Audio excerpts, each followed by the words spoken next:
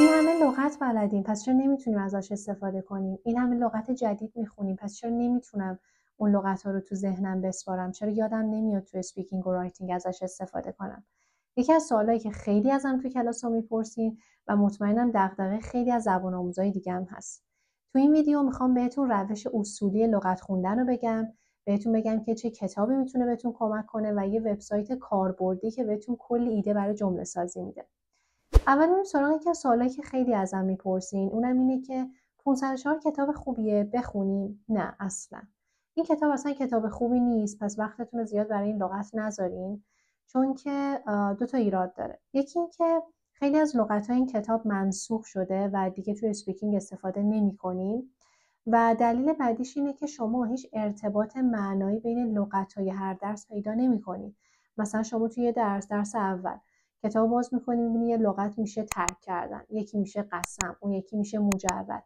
و وقتی من میخوام شروع کنم این لغت‌های استفاده کنم توی کانتکسی، هیچ ارتباطی بین لغت‌ها نیست که بتونم ازش استفاده کنم و ممکنه ذهنم واقعا خسته بشه و اصلا اون لغت فایده‌ای نداشته باشه خوندنش.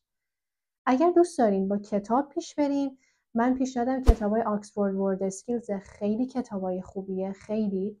برای اینکه شما مثلا اگه بخواین راجع به موضوع شاپینگ، میخواین شاپینگ رو مثلا راجع به شاپینگ خرید کردن لغت یاد بگیرین، خیلی راحت میرین فهرستش رو چک میکنین، این تاپیک رو پیدا میکنین، میرین اون کتاب، حالا توی کتاب اون موضوع رو پیدا میکنین، لغت‌های مربوط به اونو میخونین و از همه مهمتر تمرین داره.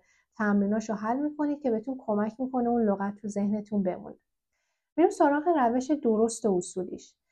یکی از کارهایی که خیلی از شماها انجام میدین اینه که فکر میکنین لغت خوندن اینه که خب اوکی من معنی فارسی رو چک کردم، تمام دیگه میتونم الان دیگه ازش استفاده کنم. نه، این روش خیلی اشتباهه.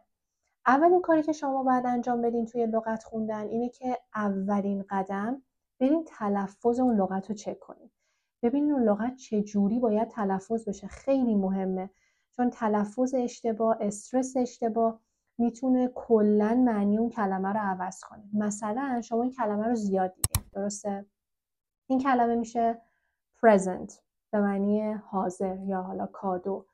اگر همین کلمه رو من بیام استرسش رو بگم جابجا کنم و بگم present، کامل معنی عوض میشه و میشه ارائه دادن. پس خیلی مهمه شما استرس کلمات، تلفظ کلمات رو حتما چک کنید. قدم بعدی اینه که براش میام یه دفینیشن مینویسم، یه معنی انگلیسی که اون لغت یعنی چی، و وقتی که دفترم باز میکنم دارم لغتامو مرور میکنم، نباید چشمم معنی فارسی رو ببینه، بعد اون معنی انگلیسی رو ببینه. ممکنه دفینیشن رو نوشتین، مثالاش هم خوندین، حالا دیدین واقعا براتون سخته، مثلا هیچ درکی اون لغت ندارین، آره اونجا میتونین برین معنی فارسی رو چک کنین. اما اگر نه، بعد از این کارا معنی رو متوجه شدین، این وسواس رو نداشته باشین برین حالا بگم فارسیش هم چک کنم، نه این کار رو انجام ندین. بعد از این کار ممکنه که حالا شما مثالای دیکشنری براتون کافی نبوده، دوست دارین مثالای بیشتری بخونین. خب الان با چت جی پی تی خیلی راحت میتونید کمک ازش بگیرین، کلی مثال یاد بگیرین، یا میتونین وارد وبسایت سنتنس دیکت بشین و کلی مثال زیاد میتونید از اون کلمه بخونید و بر خودتون نوت برداری کنید. حالا بعد از این کارا نوبت خودتونه که از اون کلمه توی جمله استفاده کنید و سعی کنید که تو چند تا جمله متفاوت بنویسین، با چت جی پی تی چک کنین ببین آیا ساختار اون جملتون کاملا درست هست یا نه. و پیشنهادم اینه که همیشه اگر میخواین لغت بخونین، مثلا توی یک روز تعداد زیاد لغتی رو انتخاب نکنین، مثلا نشینین یه روز 10 تا 20 تا، 10 تا ممکنه برای بعضی اوکیه، مثلا 20 تا لغت رو توی یک روز میخونین، خب واقعا تو ذهنتون نمیمونه اون لغت.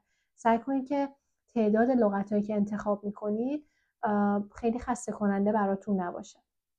میرسیم به قدم آخر که خیلی مهمه و خیلی ها بهش بی‌توجهی میکنن، تکرار اون نوتتونه، اون چیزایی که نوشین، اون لغتاتونه. فکر میکنید با یک بار حالا لغت خوندنه و مثال نوشتنه که اون لغت تو ذهنتون میمونه، نه، حتما باید شما هفتگی یه تایمی بذارین لغت‌های قدیمتون رو برین چک کنین، مرور کنین، بخونیدش، سعی کنید که دوباره تو مثال ازش استفاده کنین. مثلا یه کاری که من خودم انجام میدم اینه که مثلا توی اون تایمی که دارم اون لغت‌هامو مرور میکنم یه داستان برای خودم می‌نویسم و توی اون داستان از اون لغت‌ها استفاده می‌کنم، چون تو جمله خب خوندمش، تکرار کردم، حالا میخوام از اونها توی سناریو مثلا ازش استفاده کنم و این کار بهتون کمک میکنه که اون لغت تو ذهنتون اکتیو بشه و بتونید تو اسپیکینگ و رایتینگ ازش استفاده کنید. پس این کار رو حتما انجامش بدید. امیدوارم که این ویدیو رو دوست داشته باشین و براتون مفید باشه. اگر که فکر کنید این ویدیو براتون کاربردی بوده ممنون میشم اگه لایکش کنید و چنل رو سابسکرایب کنید، به دوستاتون معرفی کنید تا برای من یه انگیزه‌ای باشه که بتونم براتون محتوای بیشتری آماده کنم.